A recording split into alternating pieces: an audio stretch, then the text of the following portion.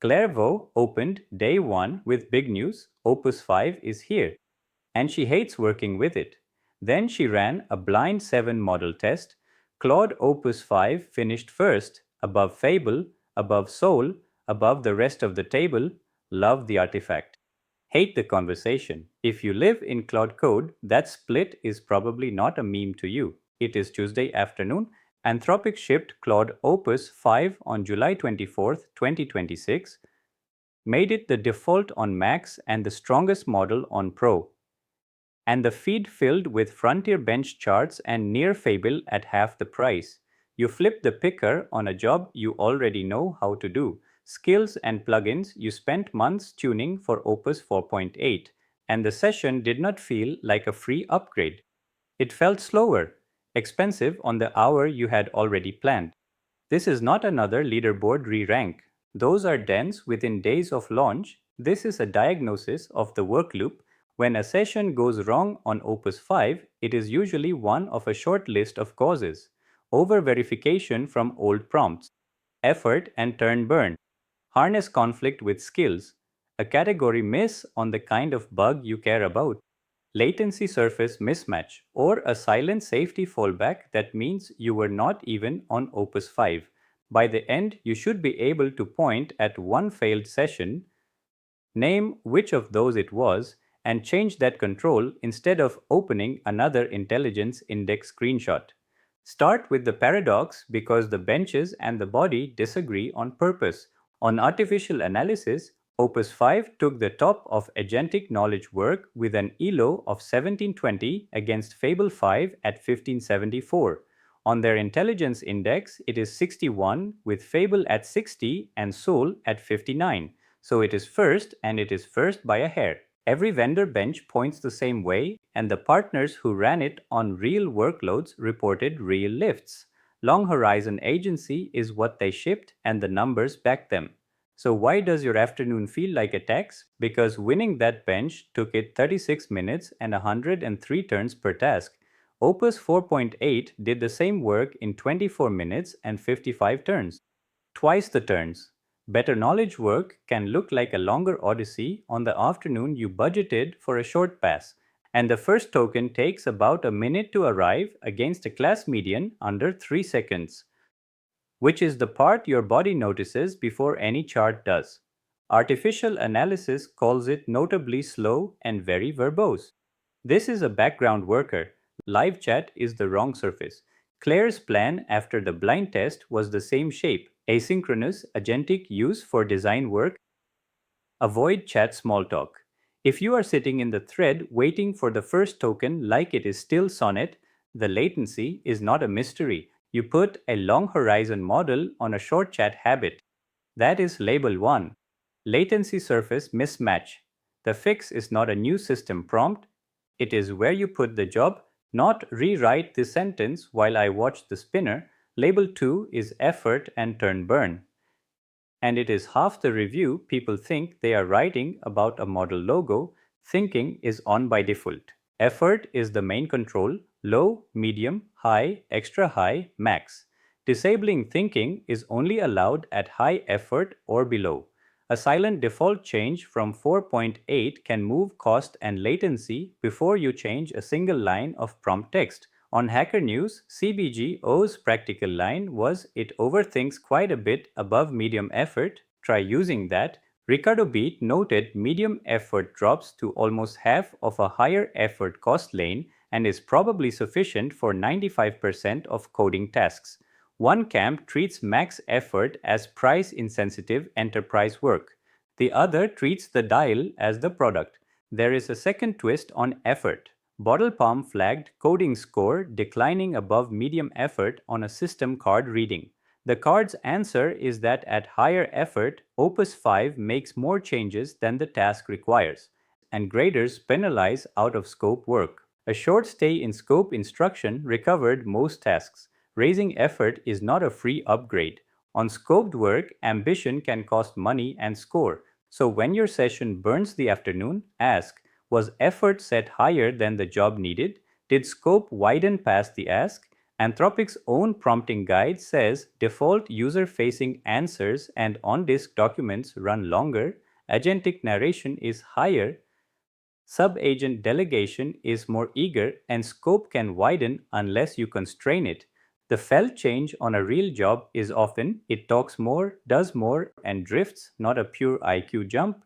Label that effort or scope, then turn the dial down or pin the boundary. Do not add 3 more rules to Claude.md yet. That instinct is the next failure mode.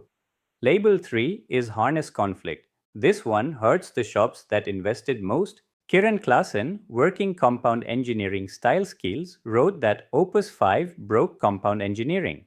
The workable path was coding with it without many skills at a medium effort level, and to let go of your skills and big mega prompts. Dan Shipper's shop. Every spent a week of pre-release testing and called it a hard model to love. It argued with instructions, stopped before the work was finished, and fought existing skills and plugins. That is not you are bad at prompting, that is a generation shift colliding with a harness built for the last one.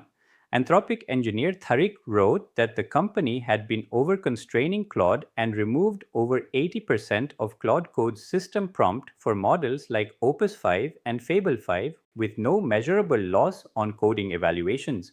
The rule of thumb is give judgment rather than more rules. The migration path is subtract scaffolding, opposite of the instinct after a bad session. So if your carefully tuned skill stack from 4.8 is now the antagonist, name it. Drop the mega prompt, run the same multi-file job thin, and see whether the model you hated was actually the harness talking. Label 4 is over-verification from old prompts, and it is almost mean how clean the official fix is. Anthropic's Opus 5 prompting guide says the model verifies its work without being told. Legacy lines like include a final verification step or use a subagent to verify cause over-verification and wasted tokens. Your best practices from 4.8 can be the bug. If the session looks busy, careful, endlessly double-checking, and still late, open the prompt and hunt for the verification theater you used to need. That is the control. Label 5 is premature completion and the personality that makes operators flinch. Claire describes a one-line merge conflict the model refused to touch because it belonged to someone else. A neurotic apologetic style she labels Claude Slop, front-end prototypes that still earned straight fives when she only saw the output. Every shop argued with instructions, stopped before the work was finished.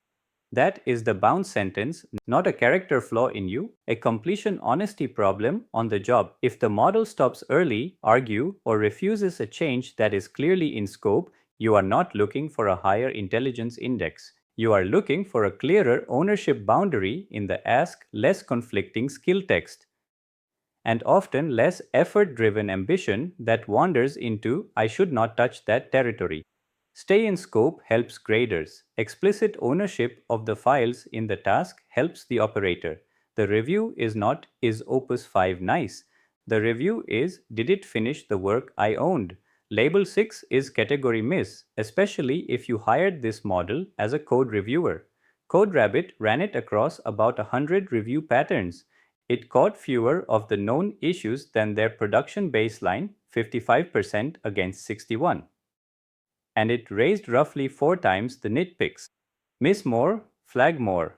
That is the worst possible shape in a reviewer because you stop reading its output, and that is exactly when it is right.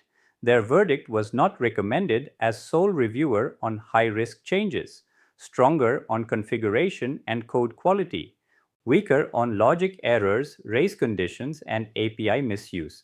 Same model can be a builder upgrade and a bad sole reviewer. If your job is concurrency or payments, AP is a precision second pass is not catch everything. Name the category miss. Do not promote the model to the only gate on high-risk diffs. There is a related dud on factual confidence. On AA omniscience, accuracy rose about 7 points over Opus 4.8, while hallucination rate rose about 14 points to 50%. More answers when unsure helps a test loop and hurts a customer-facing or factual job without retrieval. If your failed session was confident nonsense on a fact job, that is not a coding harness problem.